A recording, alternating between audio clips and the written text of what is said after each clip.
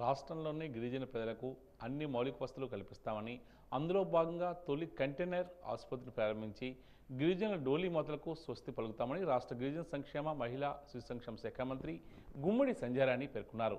సాలూరు మండలం కరడవలసలో వైద్య ఆరోగ్య శాఖ ఏర్పాటు చేసిన గిరి ఆరోగ్య కేంద్రాన్ని మంత్రి ప్రారంభించారు. ఈ సందర్భంగా ఆయన మాట్లాడుతూ రాష్ట్రంలో తొలి కంటైనర్ ఆసుపత్రిని ప్రాంతీయ ఆరోగ్య సేవల కోసం ప్రారంభించుకోవడం జరిగిందని అన్నారు. ప్రాంతీయ గిరిజన గ్రామాలు, కొండ ప్రాంతాల్లో ఆరోగ్య సేవల్ని అందుబాటులో తీసుకురావడమే లక్ష్యంగా దీన్ని రూపొందించామని చెప్పారు. సుమారు 2000 మంది ఆరోగ్య అవసరాలను తీర్చడంలో ఇది ముందడుగా భావించారని ఆమె అన్నారు.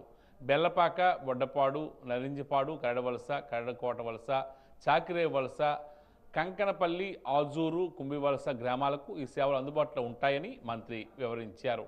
ప్రాథమిక వైద్య సంరక్షణ కోసం గ్రామీణులు చాలా దూరం ప్రయాణించవలసిన అవసరాన్ని ఇది తగ్గిస్తుందని గుర్తు చేశారు.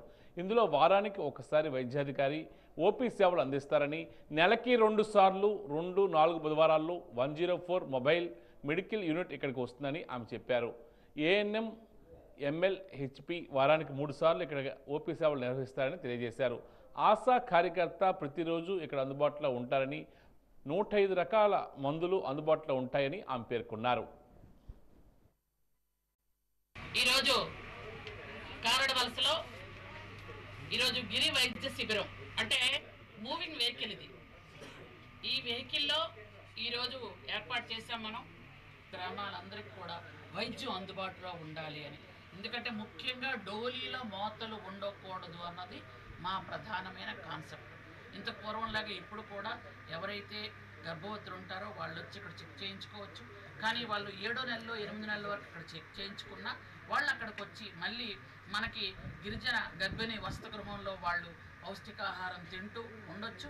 అంత హెల్త్ సెంటర్లో ఉండి అక్కడే తర్వాత హాస్పిటల్లో డెలివరీ అయిన తర్వాత వాళ్ళు మళ్ళీ పైకి తీసుకురావడానికి వాళ్ళకు వెహికల్ కూడా ఏర్పాటు చేసి పైకి తీసుకొస్తాం.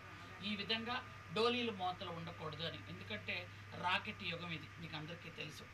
ఇప్పుడు మనం వెళ్ళలేని స్థలం లేదు, ఫోన్తో ప్రతి దగ్గరికి వెళ్ళిపోగలుగుతున్నాం. సెల్ ఫోన్ లేని ఇల్లు లేదు, సెల్ ఫోన్ పట్టుకొని చేయలేదు. ఇలాంటి సమయంలో కూడా ప్రసవ వేదనతో నడి రోడ్డు మీద ఒక మహిళ అగచాట్లు పడుతుంది అంటే ఒక గిరిజన మహిళగా నేను చాలా బాధపడుతున్నాను. ముఖ్యంగా నడి రోడ్డు మీద ఎవరు డెలివరీ అవుతారు? ఈ మధ్యకాలంలో ఒక సామాన్యమైన ఒక పేద కుటుంబంలో పుట్టిన వాళ్ళు కూడా నడి రోడ్డు మీద డెలివరీ అవ్వట్లేదు, హాస్పిటల్కి వెళ్ళగలుగుతున్నారు. కానీ ఇప్పటికీ మా గిరిజనులు నడి రోడ్డు మీద డెలివరీ అవుతున్నారంటే